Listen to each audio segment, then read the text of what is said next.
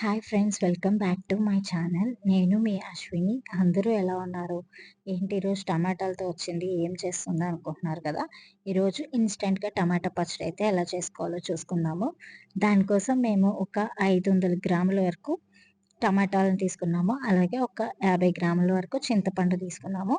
ఈ చింతపండులో ఉన్న పెంకులు అవన్నీ ఉంటాయి కదా, వాటన్నిటిని తీసి పక్కన పెట్టుకుందాం అనమాట.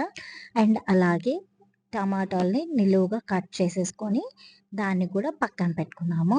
అండ్ ఒక మంచి ఇనప కళాయిని తీసుకొని దానిలో అది కొంచెం వాటర్ అదంతా ఫ్రై అయిపోయాక దానిలో కొంచెం మెంతుల్ని ఫ్రై చేసుకొని పక్కన పెట్టుకోవాలి. మనం పచ్చడిలోకి కావాల్సినటువంటి మెంతుల్ని, అలాగే ఆవాల్ని, జీలకర్రని కూడా ఒకదాని తర్వాత ఒకటి ఫ్రై చేసుకోవాలన్నమాట. లైట్ బ్రౌన్ కలర్ వస్తే సరిపోతుంది. ఎక్కువ బ్రౌన్ కలర్ వచ్చింది అంటే కనుక చేదు వచ్చేస్తాయి. సో అందుకని మనం లైట్ బ్రౌన్ కలర్ వచ్చేంత వరకు కొంచెం జాగ్రత్తగా మీడియం ఫ్లేమ్లో చూసుకొని ఫ్రై చేసుకొని పక్కన పెట్టుకొని అవన్నీ ఆరిపోయిన తర్వాత మిక్సీ చేసుకోవాలి.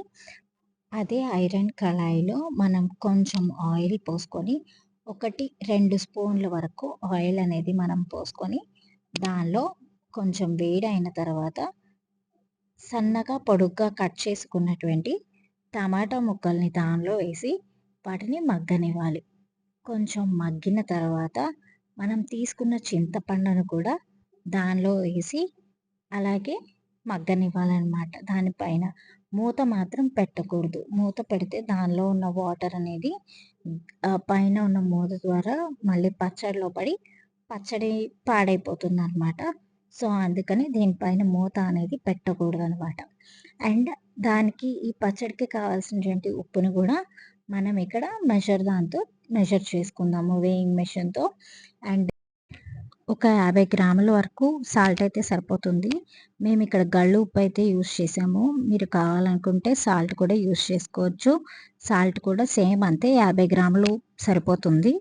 మేము ఇక్కడ గళ్ళు ఉప్పుని యూజ్ చేసాము. మామూలుగా పచ్చళ్ళకి గళ్ళు ఉప్పు అయితే చాలా బాగుంటుందని గళ్ళుప్పుని అయితే మేము ప్రిఫర్ చేసాము. ఇది మెజర్ చేసుకొని పక్కన పెట్టుకున్న తర్వాత ఈ పచ్చడికి కావలసినటువంటి కారం కూడా మనం ముందే మెజర్ చేసుకొని పక్కన పెట్టుకోవాలి. సేమ్ అది కూడా అంతే, వేయింగ్ మిషన్‌లోనే చూసుకుందాము. అయితే ఈ పచ్చడికి ఒక 100 గ్రామ్స్ వరకు కారం అనేది పడుతుంది. మేమైతే ఇక్కడ దీపక్ కారాన్ని యూజ్ చేస్తున్నాము. అదైతే పచ్చళ్ళకి చాలా బాగుంటుందని దీపక్ కారాన్ని అయితే మేము యూజ్ చేస్తున్నాము. మీరు కూడా ఒకసారి ట్రై చేయండి. అండ్ ఇప్పుడు మనం మగ్గుతున్న మన టమాటాల్లోకి కొంచెం చింతపండుని, అలాగే కొంచెం ఉప్పుని వేసి దాన్ని మగ్గనివ్వాలి. కొంచెం మీడియం ఫ్లేమ్లో పెట్టుకొని మంచిగా మగ్గనిచ్చుకున్న తర్వాత దాన్ని మిక్సీ జార్లో వేసుకొని ఆరిన తర్వాత దాన్ని మిక్సీ పట్టుకోవాలి. మిక్సీ పట్టే టైంలో మనం మెజర్ చేసుకున్న ఉప్పుని, అలాగే కొంచెం పసుపుని వేసి దాన్ని పక్కన పెట్టుకోవాలి. ఇప్పుడు మనం ఈ పచ్చడికి కావాల్సినటువంటి తాలింపుని వేసుకోవాలి.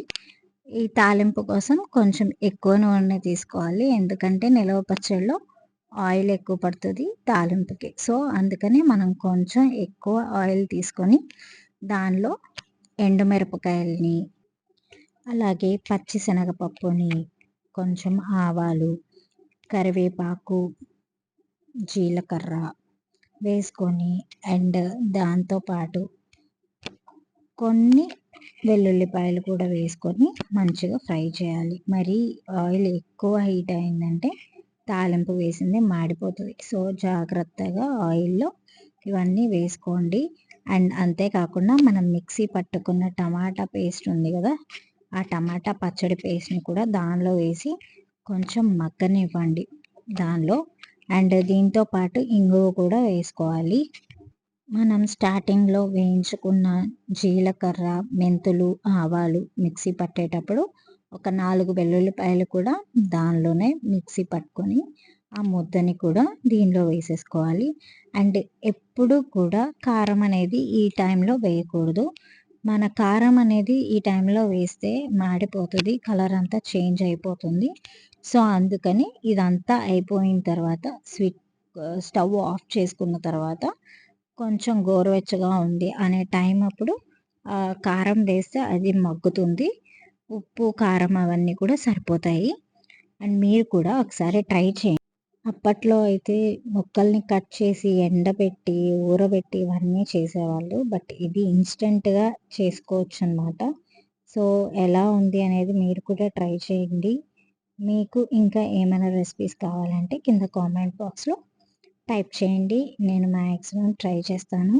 అండ్ అలాగే మీ channel don't forget to like, share and subscribe to మీ Ashwini channel. Thank you. Bye by.